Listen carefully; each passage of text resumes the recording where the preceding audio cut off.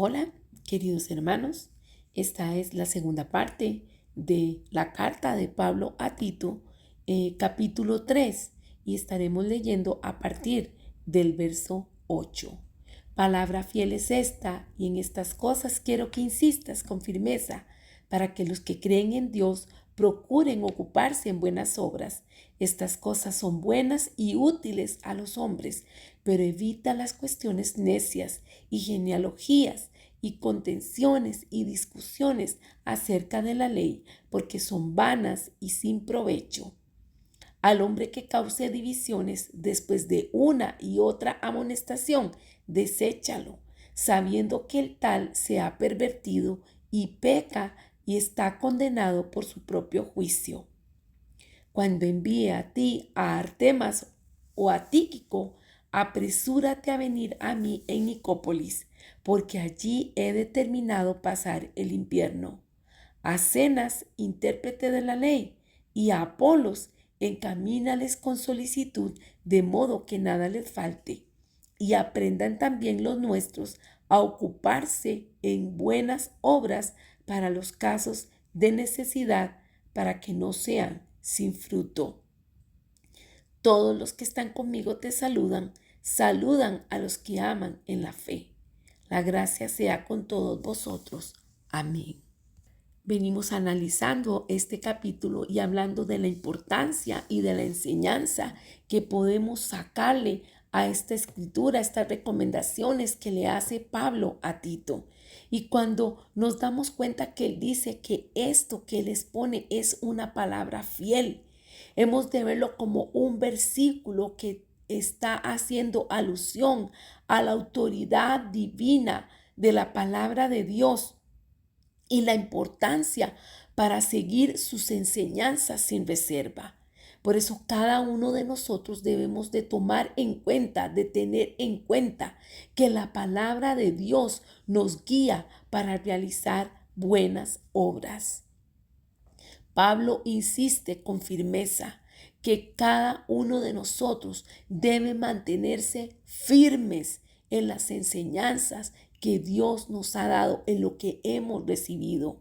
Y que esto no implica solo que las conozcamos, sino que las apliquemos en nuestra vida, de manera que la verdad forme parte de nuestra fe en Dios, de nuestra cotidianidad, de cómo proclamamos a Cristo. Él está diciendo que se ha de insistir, porque la palabra de Dios es la que permite acelerar nuestro proceso de transformación y nos permite comprometernos con una vida con propósito. El apóstol Pablo entonces nos insta a todos a ser firmes en cuanto a nuestras creencias y a las prácticas de vida que hacen fortalecer nuestra fe y que también nos permiten crecer en santidad. Cuando nosotros nos sumergimos en la palabra del Señor, estamos seguros de lo que hemos y en quién hemos creído, y eso facilita nuestro compartir la fe con otros, esa fe nuestra que tenemos, que nos autoriza, que nos respalda el Señor para poder hablar del testimonio de transformación en nuestras vidas de acuerdo a lo que Él ha hecho. En relación a la motivación que él dice que nos ocupemos de buenas obras, es que nos está animando en este punto tan importante, porque de acuerdo a la palabra de Santiago 2:26 nos dice que la fe sin obras es inútil. Nuestras acciones y nuestra conducta han de ser una demostración del impacto que tiene nuestra fe en nuestras vidas. Las buenas obras van más allá de ser una responsabilidad, son una bendición porque nos permiten salir a ayudar a los demás de manera significativa, no solo centrarnos en lo que nosotros queremos o necesitamos, sino que podemos por esas buenas obras glorificar al Señor, mostrando al mundo su amor, siendo sus manos, siendo su boca, siendo su voz, siendo esa mano que se extiende para ayudar al necesitado. Y es así entonces que por medio de nuestras acciones ponemos el nombre de Cristo en alto. Hemos entonces de reflexionar sobre la conexión que tenemos en la fe en Jesús, en el Padre Celestial y en el Espíritu Santo en relación a las obras que hacemos en nuestras vidas, teniendo una coherencia que entre lo que pensamos, decimos y hacemos demuestre que vivimos una relación con Dios estrecha a través de este caminar en este mundo y estamos reflejando el amor y la pasión de Jesucristo por la humanidad. Es de suma importancia que seamos proactivos en nuestro caminar con Dios, que nos ocupemos de las buenas obras, que apliquemos todo lo que hemos aprendido, que no simplemente nos conformemos con que decir, yo ya esto lo sé, ay, otra vez lo mismo, sino que debemos conocerlo, pero también esforzarnos constantemente por poner en práctica lo que la palabra de Dios nos enseña. La firmeza en las enseñanzas recibidas por el Señor hará perseverar, crecer nuestro proceso de crecimiento espiritual y no nos vamos a desanimar ante las adversidades porque tenemos claro que Dios está con nosotros y que Él siempre nos ayudará en nuestra trayectoria de fe en esta tierra. En cada una de las áreas de nuestra vida, de relacionarnos con los amigos, con familiares, con los compañeros de trabajo, en la comunidad de fe, en la comunidad donde vivimos. Es un llamado para ejercitar la fe y las buenas obras. Por eso no debemos de subestimar las oportunidades que se nos presenten para ayudar a los demás y así poner en alto la demostración del amor de Dios. Es que somos el cuerpo de Él en esta tierra. Ser conscientes de nuestras actitudes y acciones va a ayudar en que mejoremos para demostrar al mundo cómo es vivir una vida en Cristo, para que podamos atesorar la palabra de Dios y seguir sus enseñanzas con diligencia, con proactividad, realizando buenas obras para que todos tengan que glorificar al Señor. En este camino de fe que vivimos, cada pequeña acción, amados, que realicemos, evidentemente será un reflejo del amor de Dios para este mundo. Por eso no podemos olvidarnos de hacer buenas obras que glorifiquen a nuestro Señor. Y tengamos entonces en claro que reflejar el amor de Dios en este mundo es imprescindible. Cada pequeña acción que hagamos va a demostrar nuestra fe, que nosotros estamos entendiendo que los gestos de bondad, las palabras de aliento, cada acto de servicio son oportunidades para glorificar a nuestro Señor y mostrar su amor a todos aquellos quienes nos rodean. Hoy la invitación es vivamos con un corazón lleno de gratitud y deseo de actuar sabiendo que estamos haciendo la diferencia un día a la vez. Luego nos encontramos en el verso 9 que el apóstol está diciendo que se eviten las cuestiones necias como genealogías, contiendas y discusiones acerca de la ley porque son vanas y sin provecho. ¿Cuántas personas vemos que, entre comillas, predican la palabra, abordando a las personas con temas que tal vez pueden ser pasajes oscuros o puntos conflictivos y creen que esa es la manera de demostrar su conocimiento e imponerse y tratar de persuadir a otros para que crean? Mas, sin embargo, Pablo está diciéndole a Tito que sabiendo que la palabra de Dios es una fuente inagotable para nosotros, hemos de evitar esas situaciones en las cuales lo único que hace es demostrar que hay necedad. Y cuando hablamos de discusiones o de acciones necias, de acuerdo a lo que Pablo está diciendo que no debemos de estar entrando en debates infructuosos, ni estériles, que solo generan discordia y discusión. ¿Por qué hemos de evitarlo? Porque son palabrerías vanas, sin provecho, que no ayudan a nadie a crecer en la fe, sino que distraen de lo verdaderamente importante y nos alejan a todos del propósito de Dios para nuestras vidas. Las discusiones usualmente generan divisiones y conflictos dentro de la comunidad cristiana. Estamos hablando en este punto principalmente en discrepar o en hablar subjetivamente de la palabra de Dios. Y entonces, en lugar de fomentar la unidad y el amor, nos enfoca en nuestras diferencias y lo que hace es alejarnos de nuestros hermanos en la fe. Cada uno de nosotros como creyentes debemos de tener en prioridad de amarnos, amar a Dios y amarnos nosotros y apoyarnos los unos a los otros, independientemente de nuestras diferencias. Es por eso que está el énfasis en no distraernos, en no entrar en cuestiones innecesarias que nos enfocan en debates, en discusiones sin importancia, lo cual hace que se pierda de vista lo que realmente es importante. Primero es amar al Señor y luego al prójimo, y todo lo demás viene secundario. La palabra en el Salmo 133:1 nos dice: mira cuán bueno y cuán delicioso es habitar los hermanos juntos en armonía. Es por esto que debemos de buscar siempre fomentar la paz y la armonía en lugar de enfocarnos en nuestras diferencias. Este pasaje nos está diciendo que reflexionemos, saquemos las prioridades y dejemos de lado lo que no es importante y lo que está llevando a pleito, a contienda y a discusión.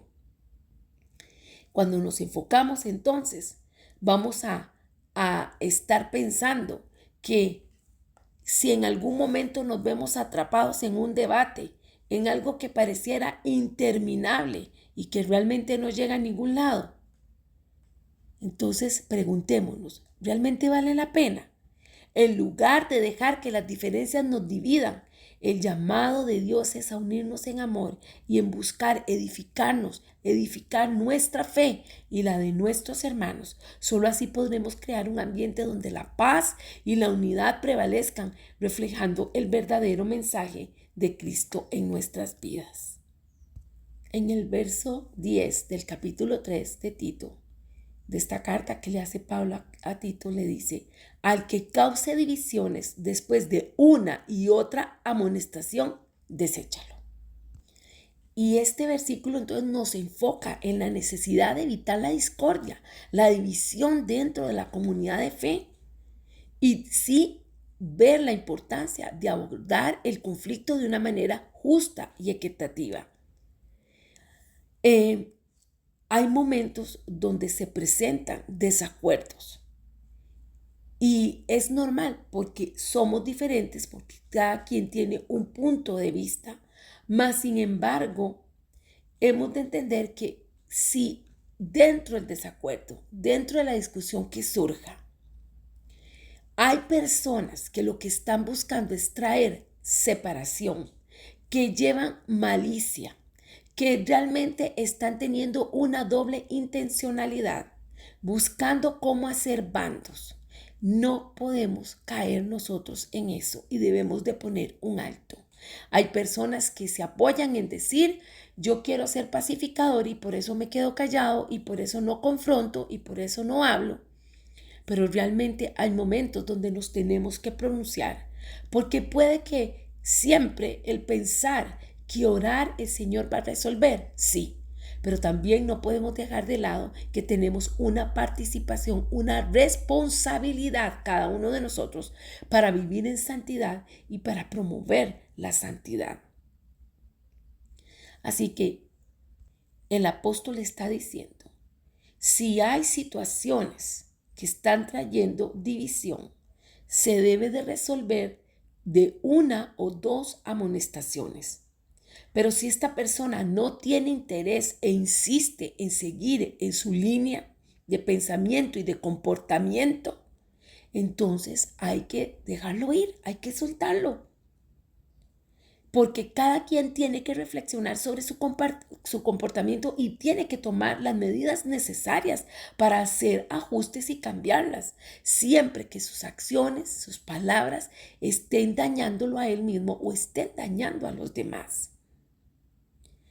Este versículo nos está diciendo la importancia de abordar los conflictos en nuestras congregaciones, en nuestras comunidades de fe, de una manera justa y amorosa, con las personas que están haciendo problemas, que están causando divisiones. Es justo y necesario escucharlos, orientarlos, ofrecerles apoyo y hacerles ver que nuestra meta es fomentar la unidad como cuerpo de Cristo y seguir hacia adelante. Y hemos de esperar que esas palabras tengan un impacto positivo y que más bien vengan a unir. Pero no podemos atender estas situaciones si nosotros evitamos lidiar con los conflictos que se presentan. Hay que asumirlos, hay que enfrentarlos de manera sensata y amorosa, sin hacer o fomentar la enemistad o la falta de compañerismo o la división, sino que más bien hemos de estar enfáticos en que queremos restaurar, queremos unir, queremos fomentar el compañerismo y la amistad como hermanos en Cristo, como cuerpo de Cristo, sembrando semillas de paz en todo tiempo para que crezca, florezca la armonía y el compañerismo entre el cuerpo de Cristo. Y aquellos que se rehúsan a hacerlo, aquellos que se resisten, bueno, entonces hay que dejarlos ir, hay que soltarlos. En esta escritura lo hemos dicho, deséchalo. Bueno, es decirle, no te acomodas, entendemos tu posición, quédate libre y puedes irte. Sigue tu ruta, sigue tu camino, busca un lugar donde te sientas más cómodo. Y esto también deberíamos de aplicarlo para las casas, con las amistades. Hay personas que se infiltran en una familia para traer discordia, para ganar puntos a favor de sí y hacer quedar mal a otros. El Señor nos dé discernimiento para que no caigan sobre nosotros vendas, pulseras, velos mágicos, de manera que entremos en estupor y estemos haciéndole un lado a una persona que viene con mala atención.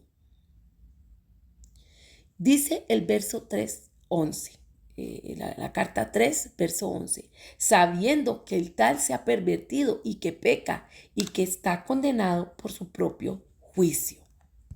Tal como lo venimos hablando, es de suma importancia identificar a aquellas personas que se han pervertido y pecan, aquellas que pueden estar al lado nuestro y que su compañía nos puede dar, nos puede perjudicar, nos puede afectar debido a cómo se están comportando, lo que están hablando, lo que están haciendo. Cuando hablamos de la palabra perversión, esa palabra significa torcer, desviar algo de su curso original, transformándolo en algo distinto y dañino.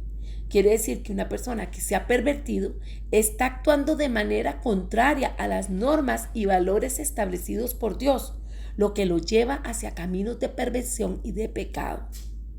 Es por esto que este versículo nos está aconsejando que estemos alertas y cuidemos de evitar a las personas que han tomado este camino, ya que podrían llevarnos al mismo camino.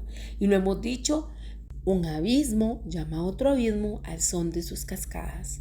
Si nosotros estamos anuentes a estarnos relacionando con personas incorrectas, puede que en un inicio no nos guste, lo veamos feo, lo veamos incómodo, el Espíritu Santo nos redarguya, pero si insistimos, va cada vez eso calando y va siendo más cotidiano, más de costumbre y luego vemos muy normal esas acciones, esas cosas que no están bien.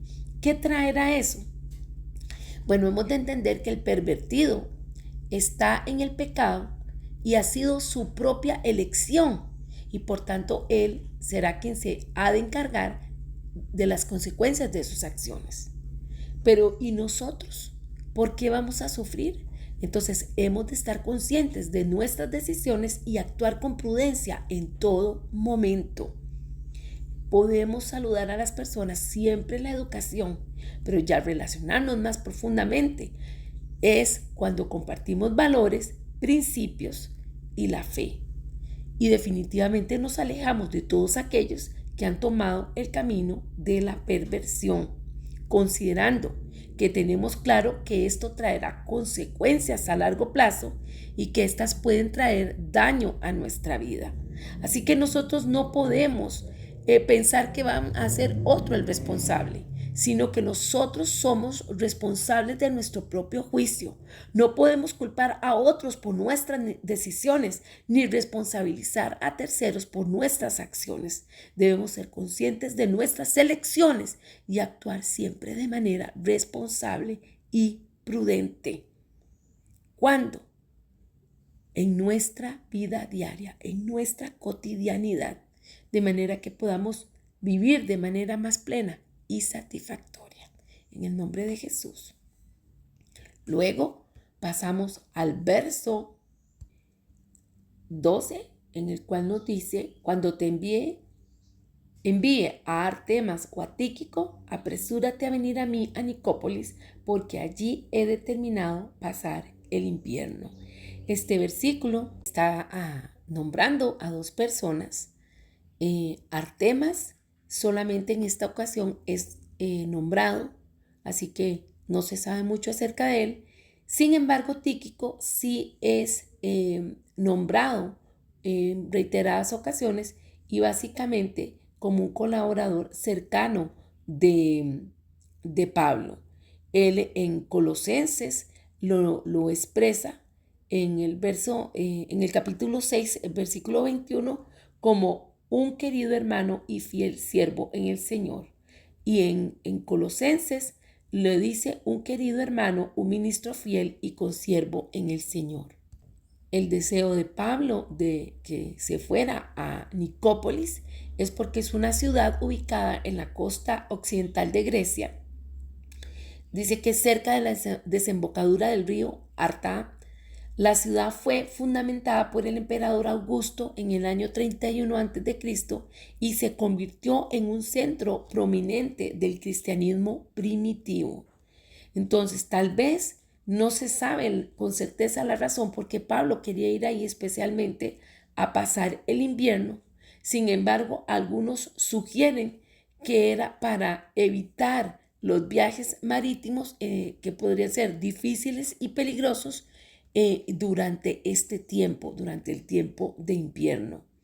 Se destaca entonces dentro de este versículo esa comunicación efectiva que hace Pablo, en el cual estaba no solo interesado en llevar el mensaje del Evangelio, sino también se esforzaba por mantener un buen nivel de comunicación con sus colaboradores y discípulos. Qué importante entonces que nosotros eso lo tomemos en cuenta.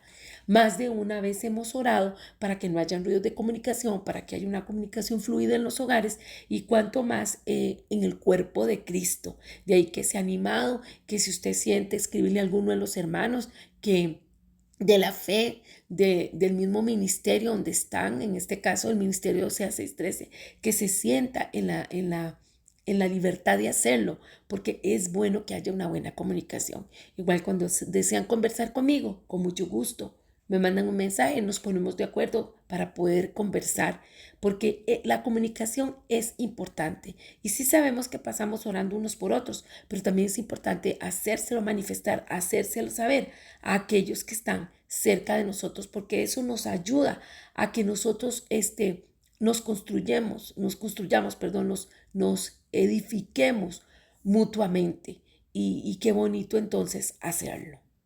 Tengamos en cuenta que los detalles y la comunicación constante son los que nos unen y nos ayudan a crecer juntos en nuestra fe en Cristo. Así que no pasemos por alto la oportunidad de hablar y compartir con nuestros hermanos y hermanas, pues ahí es donde florece la comunidad de fe. En el verso 13, Pablo escribe a Zenas, intérprete de la ley, y a Apolos, encamínalos con solicitud, de modo que nada les falte. Este versículo nos hace tomar en cuenta entonces el momento que se está dando, ese contexto histórico y bíblico en que él está pronunciándose. Y Pablo está entonces liderando un movimiento cristiano en el mundo antiguo y Tito es quien se está desempeñando como su ayudante en medio del ministerio de la congregación de la iglesia en Creta. Tito fue responsable entonces de establecer y guiar a las iglesias en Creta y este libro es una carta escrita por Pablo para brindar instrucciones y orientaciones a Tito sobre cómo llevar a cabo esta tarea. Al hacerle referencia a ese cuidado de Zenas y también de Apolos, nos está hablando del cuidado que hemos de tener como líderes para cuidar de aquellos también que están en liderazgo, que están bajo nuestro cargo y que están llevando una vida renovada en Cristo, una vida santa y que la finalidad de ese apoyo es que se puedan ejercitar en esas vidas, esas buenas obras de fe y de justicia. Cuando Pablo se refiere a Zenas y también a Apolos, en el caso de Zenas, él lo describe como un intérprete de la ley, lo que significa que era un experto en la comprensión y aplicación de las leyes del Antiguo Testamento.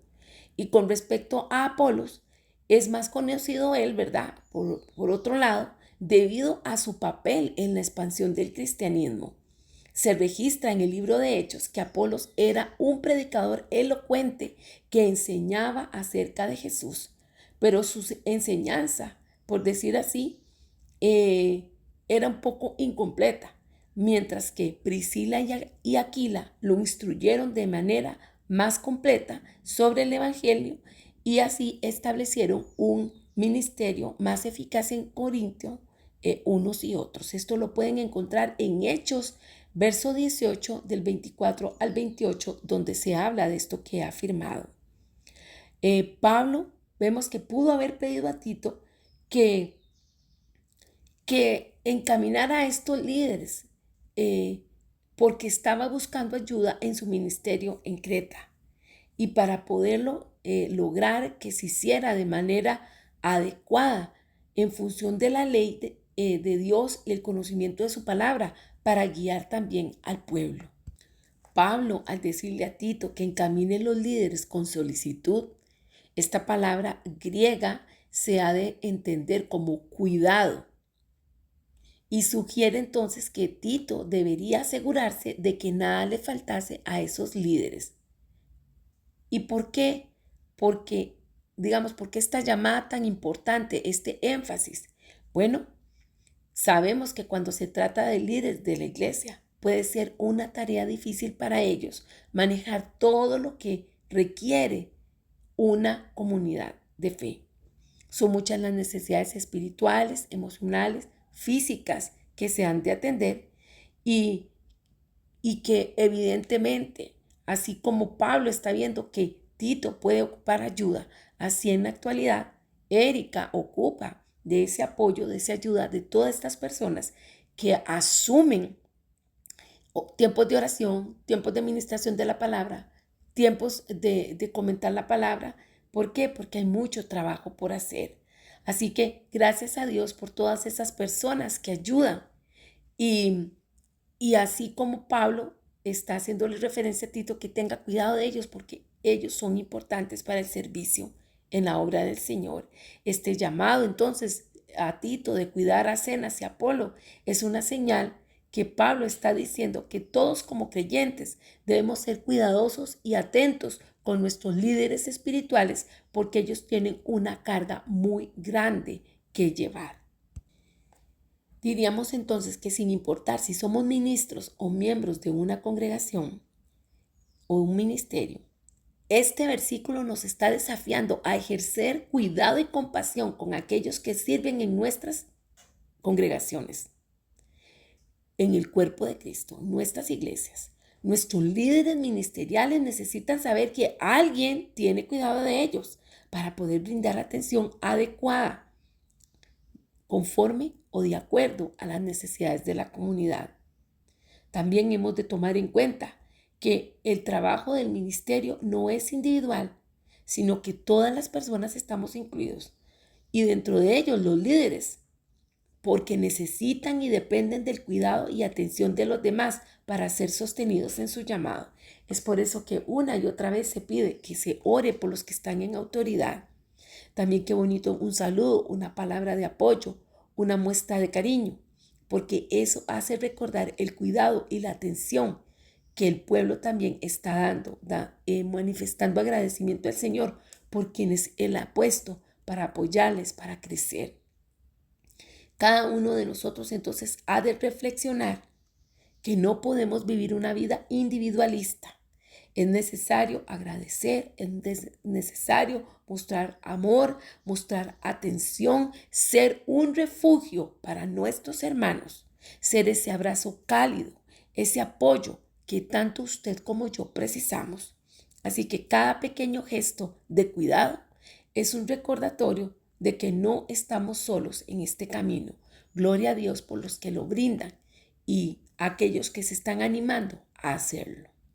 Y ahí es donde vemos el verso 14 que dice, y aprendan también los nuestros a ocuparse en buenas obras para los casos de necesidad, para que no se queden sin dar fruto.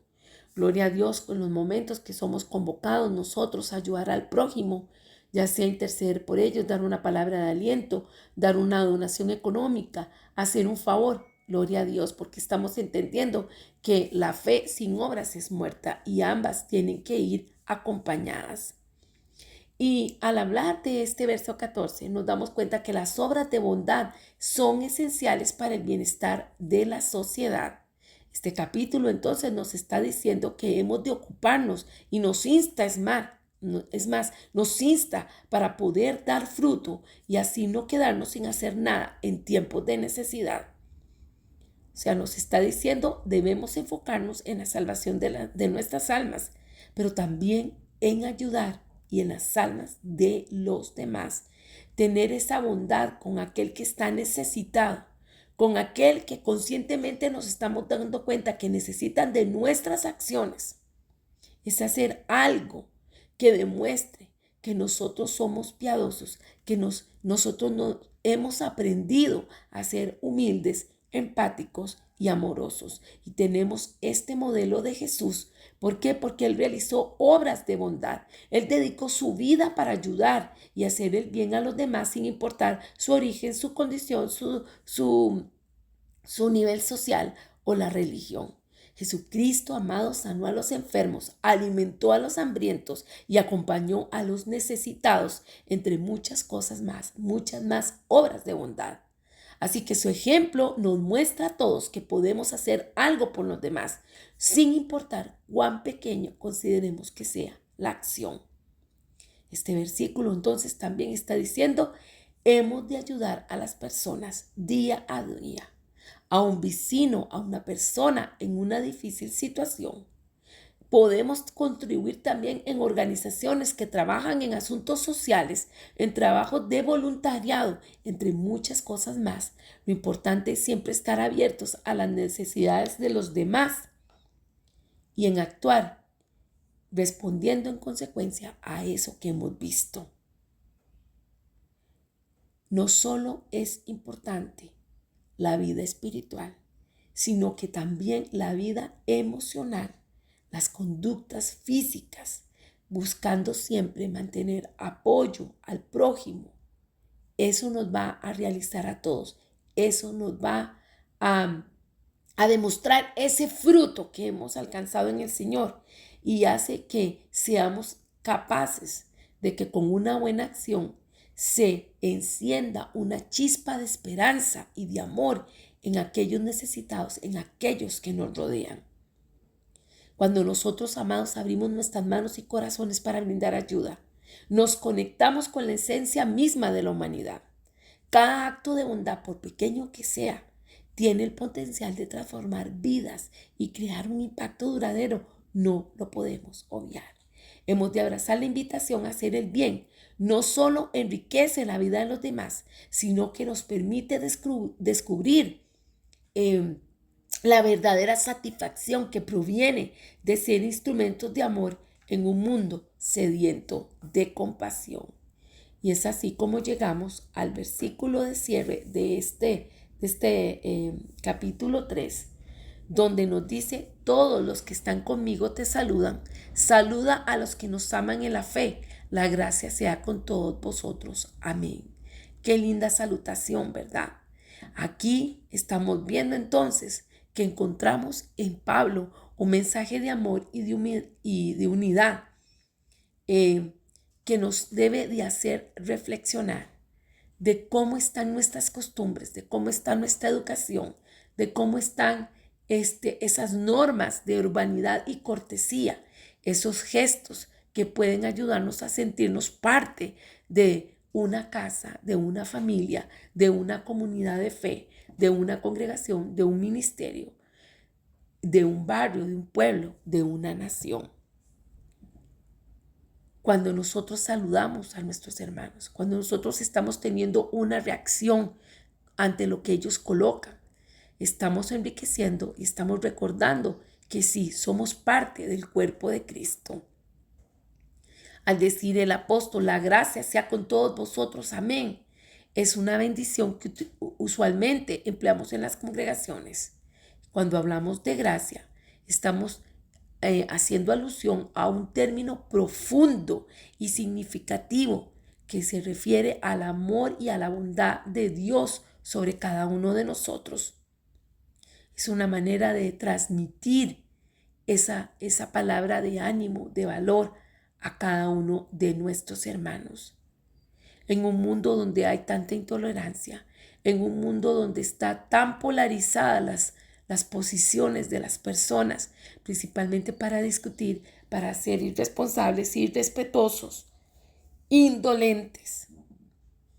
Qué bueno que nosotros podamos marcar la diferencia como comunidad de fe y demostrar que un simple saludo puede demostrar nuestro deseo de unión y confianza en Dios, quien está presente en la vida de cada uno de nosotros. No limitemos nuestras buenas acciones y palabras bondadosas, demostrando así nuestra fe y dejando ver que pertenecemos a un Dios bondadoso, a un Dios compasivo, a un Dios que nos ama. Cada uno de nosotros podemos contribuir a mantener la unidad y la gracia en nuestra comunidad de fe y con ello cumplir con el plan de Dios para cada uno de aquellos que le siguen. Este capítulo 3 y verso 15 está enfatizando lo que es el amor, lo que es ese cuidado de Dios y cómo nosotros como comunidad en amor y en unidad podemos crecer, recordando que somos un mismo cuerpo y que siempre estamos guiados por la gracia divina. Los bendigo en el nombre de Jesús.